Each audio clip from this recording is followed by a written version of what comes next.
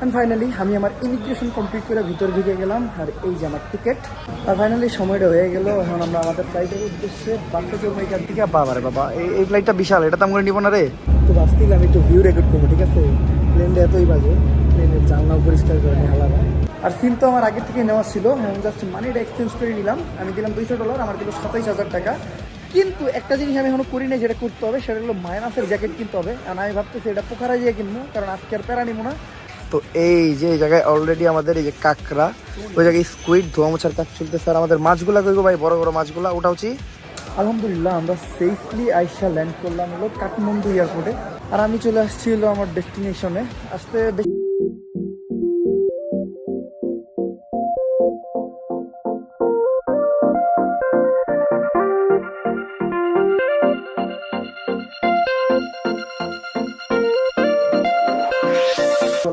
আর আজকের ব্লগটা অনেক ইন্টারেস্টিং হবে, ইন্টারেস্টিং এবং বেদনাদায়ক। এটা হলো আমার লিগে, কারণ আজকে আমি আমার 15 Pro Max একদম সেল করে দিতেছি।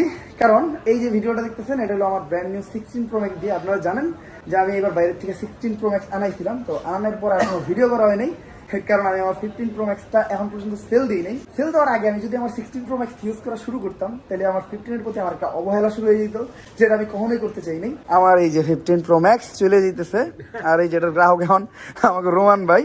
আর অলরেডি এটার থেকে সবকিছু ইরেজ করে ফেলছি। এই মোবাইল এখন নতুন হয়ে গেছে, ঠিক আছে? এই ইংলিশ বাংলা চায়না অনেক কিছু আছে ভাই। এই মোবাইল আমার যে স্মৃতি, লাস্ট 6 মাস ধরে, 6 মাসের কম সময় এই মোবাইলটা আমি ইউজ করতেছি। মোটামুটি অনেক ফটো, অনেক কিছু এই জায়গায় ছিল যা বরাবরের মতো আমি বিদায় দিয়ে দিয়েছি। সবকিছু আমার নতুন মোবাইলে আমি অ্যাড করে ফেলছি, বাট অনেক কিছুই পারি নাই।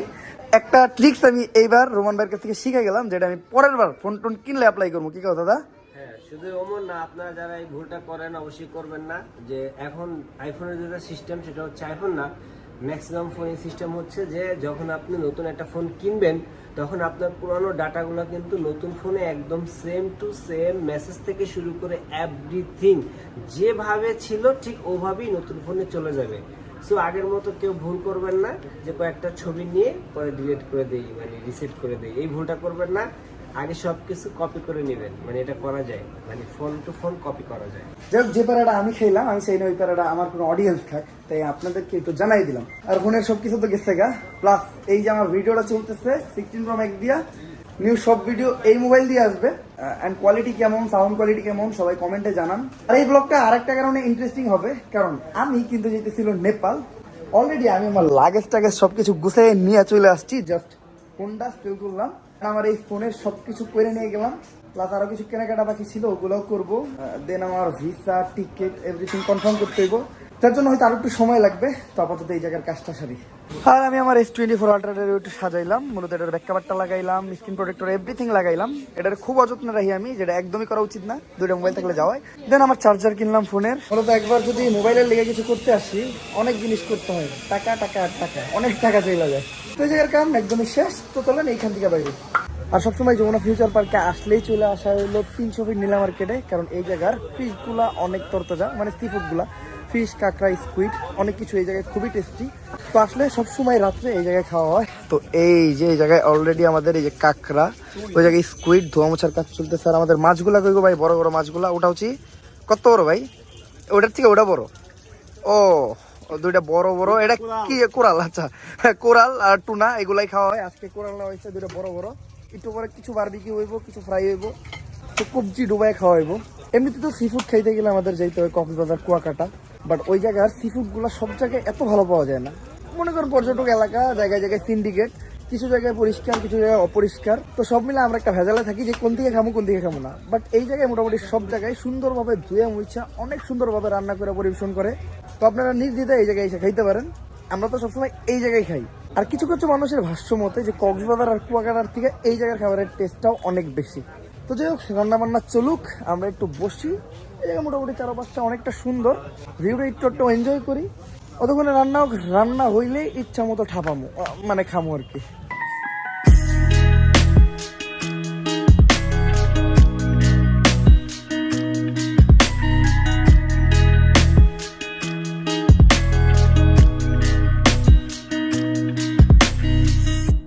আর তারপরে আমি বাসায় চলে আসছি আর দিয়ে একটা ঘুম। আমি এই মাত্র উঠলাম আর আজকে বিকাল 4টায় আমার ফ্লাইট, অলরেডি 11টা বাজে। তো তাড়াতাড়ি রেডি হয়ে আমার এখন বেরিয়ে হইব। অলরেডি আমি আমার ব্যাগপত্র সবকিছু গুছিয়ে নিছি, একটা জ্যাকেট নিছি, ব্যাগের ভিতর অনেক জরুরি জিনিস আছে লাইক ভ্যাসলিন, লোশন, ওষুধ। যেহেতু আমি ট্রেকিং করবো এগুলো খুবই জরুরি, নেপালে অনেক শীত। জ্যাকেট আমি একটাই নিছি, দুইটা নিতে চাইছিলাম বাট এত কিছু টানতে পারবো না ট্রেকিং এর সময়। এই পুরো ব্যাগটা আমার ক্যারি কইরা অনেকটা পর্যায়ে দিব। আর একটা মিনি ব্যাগ নিছি, এটা হলো পাসপোর্ট আর কাগজপত্রের জন্য। আর একটা ইন্টারেস্টিং ফ্যাক্ট আমি আপনাদেরকে দেখাই, আমার রিটার্ন টিকিট সহ নেপালের টিকিট পড়ছে হইলো 31,889 টাকা। আর এর ভিতর টিকিটের দাম হইলো 10,249 টাকা। আর ট্যাক্স মানে ভ্যাট হইলো 21,640 টাকা। ভাই এটা ভাবা যায়, মানে ট্যাক্স দিয়ে এই ভেতরে গেলাম। টিকিটের দামের 2 গুণ হইলো ট্যাক্স, 2 গুণ না 3 গুণ ট্যাক্স। এ ভাই যাই হোক, ট্যাক্স তো দিতেই হইব। আর মূলত এই ট্যাক্সটা বাংলাদেশ একা পায় না, নেপালও পায়, বাংলাদেশও পায়। তো বাদ বাকি যে জিনিসগুলো আছে লাইক ফোন, চার্জার সবকিছু প্যাকেট করে নেই, হালকা পাতলা খাই, তারপর বাইরে হয়ে যাই। আর বাইরে হওয়ার আগে আমি নেপালের সিমটা আমার S24 আলট্রায় ভরে নেই। এই সিমটা আমার ভাই আমার দিছে, যিনি 2 দিন আগেই নেপাল থেকে আসছিল। তো সুবিধা হয়েছে আর কি আমার, যে নেপাল যে সিম কিনতে হইব না, তো তাড়াতাড়ি বইরা তারপরে বাইরে। তো রওনা দিয়ে দিলাম এয়ারপোর্টের উদ্দেশ্যে। অনেকটা দেরি করে ফেলছি। ইন্টারন্যাশনাল ট্রিপের সময় একটা জিনিস সবসময় মাথায় রাখবেন, এয়ারপোর্টে সবসময় 3 ঘন্টা আগে থাকবেন ইন্টারন্যাশনাল ফ্লাইটের সময়। কারণ ইমিগ্রেশনও অনেক ঝামেলা করে। আমার সাথে যার যাওয়ার কথা ছিল ওর ইমিগ্রেশন আটকায় দিচ্ছে আগের বার, এইবারও যাইতে পারে নাই, কারণ ওর পাসপোর্টটা অফরোড করা। অনেক চেষ্টা করছি অফরোড ছুটানোর, অফরোডটা ছুটাইতে পারি নাই। যদি ও যাইতো তাহলে আমার একটা পার্টনার হইতো, অনেক ভালো লাগতো। একা ট্রেকিং করা এটা অনেক রিস্কি, প্লাস অনেক সাহসের একটা বিষয়। যেই সাহসটা হয়তো আমার নাই, এই সাহসটা যোগান দিতে আমি যেতেছি। বাইরের একটা প্রকৃতি, বাইরের একটা পরিবেশের সাথে কিভাবে মানায় নিতে হয় এটা শিখতে যেতেছি। তো আপাতত এয়ারপোর্টে যাই, ইমিগ্রেশনটা শেষ করি, দেখা যাক পরে কি হয়।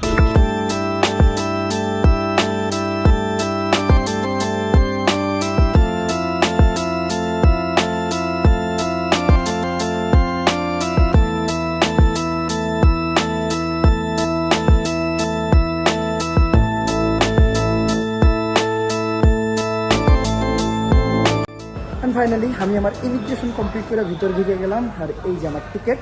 ইমিগ্রেশন আমার তেমন কোনো প্রশ্ন করে নাই, টুকটাক করছিল কই যাবেন, কি করতে চাইতেছেন, সলিডলি উত্তর দিছি। আমি একটু নার্ভাস ছিলাম, কারণ আমার সাথে যে একজন ছিল ওর তো আগেই আটকায় দিছে, আমার নাকি আটকায় দেয়। বাট এরকম কোনো প্রবলেম হয় না আলহামদুলিল্লাহ। আর আমার ফ্লাইট হলো 4:25, এখন বাজে মাত্র 2টা। অনেকটা টাইম আমার হাতে আছে, এত টাইমে একটু আড্ডা উড্ডা দিই, ঘুরি ঘাড়ি, দেন যখন ফ্লাইটের টাইম হবে তখন যাবো। আপাতত আমি আমার গেটটা খুঁজা গেটে যেয়ে বসি। আর একটা কথা শেয়ার করতেই হয়, আমি যে যেতেছি নেপালে ঘুরতে, তো আমরা যারা ঘুরতে যাই তাদের তো খুব আনন্দ। আর একটা দেশে যাবো, ওই দেশের নতুন নতুন জিনিস দেখবো, আর বিমানে চড়বো, কত না মজা হইব, ডিফারেন্ট ডিফারেন্ট খাবার ট্রাই করবো, ডিফারেন্ট ডিফারেন্ট মানুষের সাথে পরিচিত হবো। বাট যারা এই দেশ থেকে অন্য দেশ কাজের জন্য যায়, তাদের জন্য মোটেও এই ফিলিংসটা খুশির না। তাদের জন্য তাদের জীবনের সবচেয়ে কষ্টের মুহূর্ত হলো এই সময়টা। আমার সামনে একজন ব্যক্তি ছিল যার বউ, সন্তান, পুরো ফ্যামিলি কান্না করতেছে। সে নিজে অঝরে কান্না করতেছে, যতটা না তার বউ ফ্যামিলি কান্না করতেছে তার চেয়ে বেশি নিজে কান্না করতেছে। তো একজন পুরুষ মানুষের চোখ দিয়ে যখন পানি পড়ে, এটা চারটিখানি কথা না পাই, তার জন্য ওই সময়টা হলো কিয়ামত। পুরুষ মানুষের তো সহজে কাঁদে না, বাট আপনি যদি এই এয়ারপোর্টে আসেন, পুরুষ যে কত কাঁদে দেখতে পারবেন।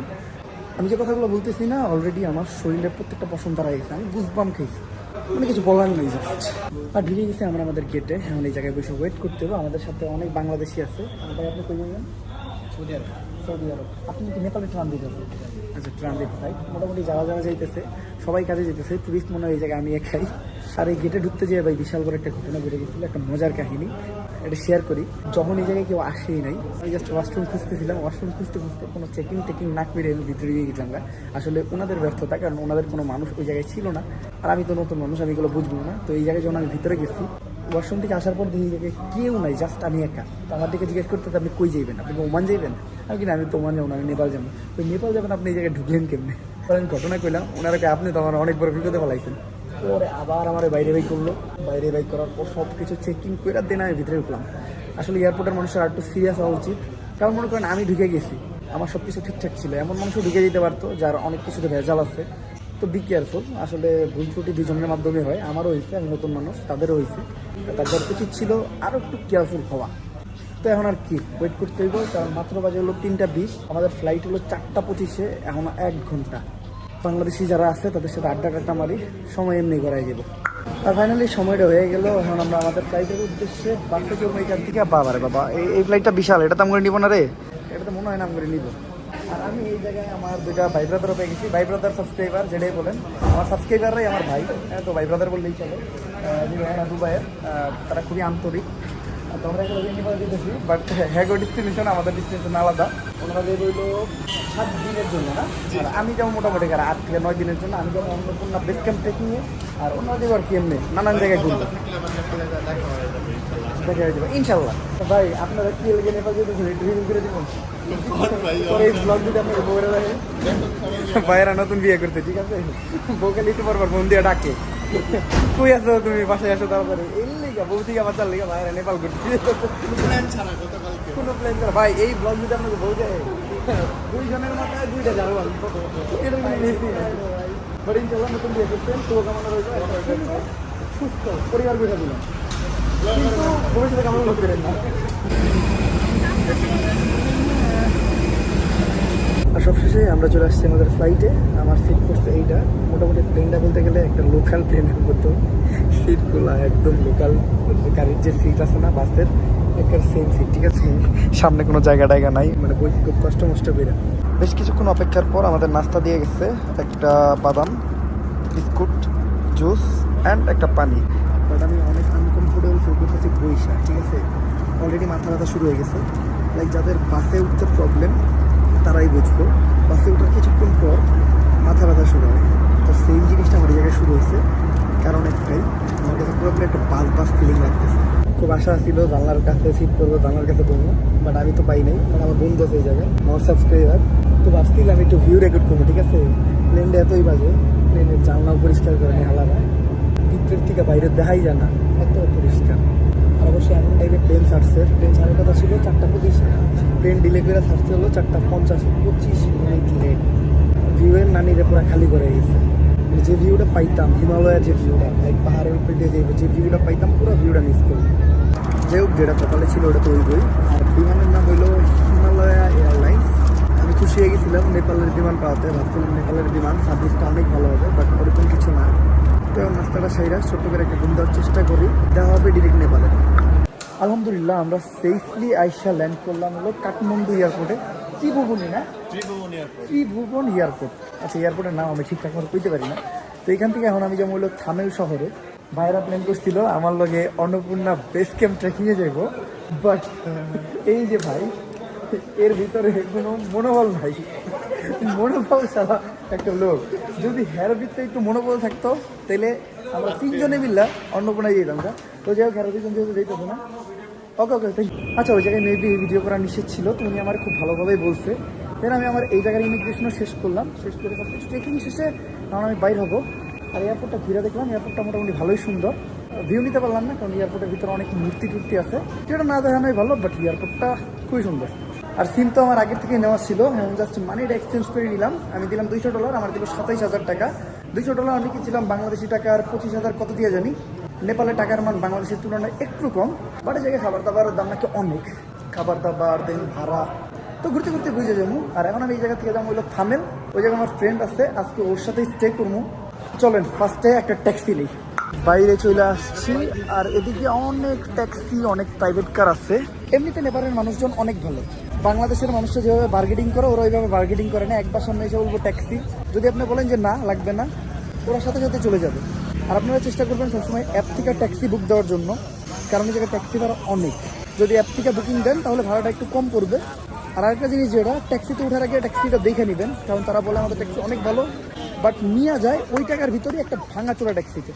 আর মোটামুটি এদিকে ভালোই ঠান্ডা, যেহেতু শহর সাইড ঠান্ডাটা একটু কম, তারপরেও অনেক বেশি ঠান্ডা। আমি চিন্তা করতেছি গ্রাম সাইডে গেলে কত না ঠান্ডা থাকে। আমার অ্যাপ ডাউনলোড হইতেছে, হয়তো একটু সময় লাগবে, কারণ নেট স্পিড অনেক স্লো। এই অ্যাপ ডাউনলোড হইলে তাড়াতাড়ি ট্যাক্সিটা বুক দিতে দিব। আর যেহেতু আমি একা আর আমার কাছে ভারী কোনো লাগেজ নাই, জাস্ট একটা ব্যাগ আছে, তাই আমি চিন্তা করলাম আমি বাইকেই যাই, কারণ বাইকে প্রাইস অনেক কম পড়ে। লাইক আমি বাইকে থামেল ইগো রিসোর্ট যেতেছি, পড়তেছে মাত্র $200। ওই জায়গায় যদি আমি একটা ট্যাক্সি নিই এটা পড়বো $800, যার জন্য বাইকই বেটার। যেহেতু আমরা বাজেট ট্যুর দিব, তো টাকা তো বাঁচাইতে হইব। আর বাইকে উঠলে কিন্তু প্রচুর ঠান্ডা লাগে, যার জন্য এই যে ব্যান্ডানা টান্ডা সব কিছু নিয়ে এসেছি, যেহেতু আমি ট্রেকিং করবো পুরোপুরি প্রস্তুতি নিয়ে এসেছি। তারপরেও সাহস পাইতেছি না এখনো, এই আজকে হোটেলে যে রেস্ট নেই, দেন আমি আর কি কনফার্ম করুম যে আমি কই।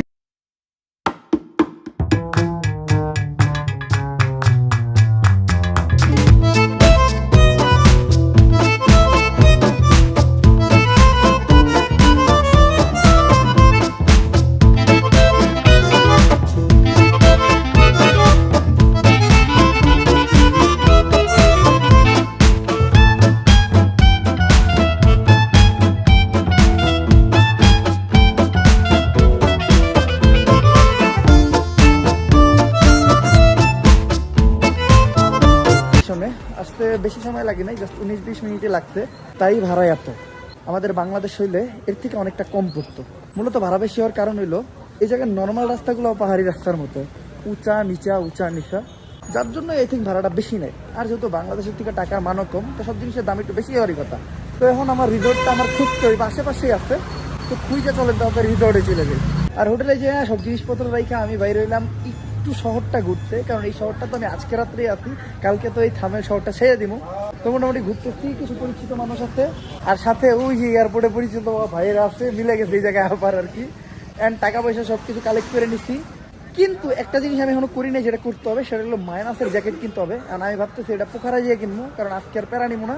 মোটামুটি শহরটা সুন্দর, লাইক দেন চারদিকে লাইটিং টাইটিং খুবই জকজমক, কিন্তু ওয়াইন শপ অনেক বেশি, জায়গায় জায়গায় ওয়াইন শপ, মদের দোকান, বার। আসলে এই জায়গার কালচার এটা। আর এই জায়গার আরেকটা কালচার খুবই খারাপ, সেটা হলো মেয়েরা সহজে গেট খায়, সহ না মানে একদম ওপেনলি। এটা ওদের কাছে কোনো ম্যাটারই করে না, এটা ওদের কালচার আর কি। যদি কোনো মেয়ে সিগারেট না খায় তাহলে অবাক হবে, সিগারেট খাইলে অবাক হওয়ার কিছু নেই। আর গাইস আজকের ব্লগটা আমি এই জায়গায় এন্ড করুম, কারণ একটু ঘোরাঘুরি করবো, আবার কালকে সকালে আমার পোখারার বাস। তো still then guys, stay safe, right safe, হবে নেক্সট ব্লগে। আল্লাহ হাফেজ।